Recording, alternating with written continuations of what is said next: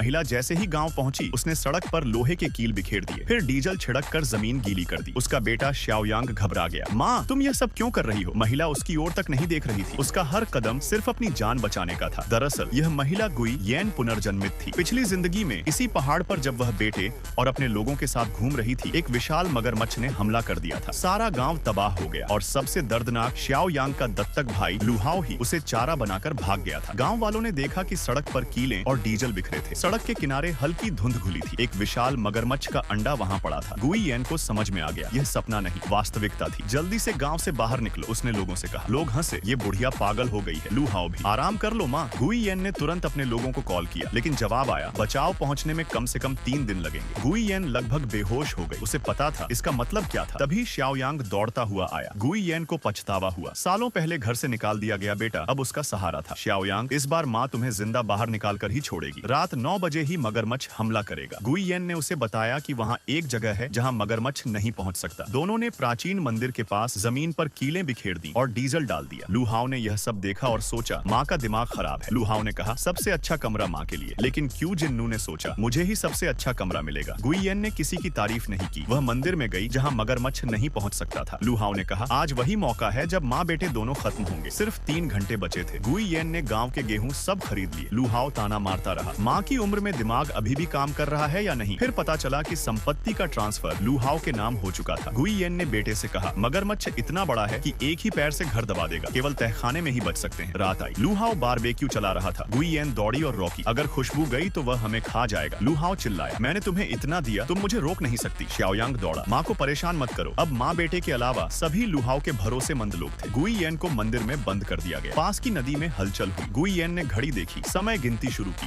भागो, पानी आ रहा है। लोग चीखते रहे, हमें बचाओ, तुम्हें क्यों छोड़ रहे हो? हमारे पास अब खून है, उसने खाया है। दरवाजा खुल नहीं सकता था। मगरमच्छ अंदर आने वाला था और तभी तहखाने की दीवार में दरार पड़ी। लाल आंखें झांक रही थीं।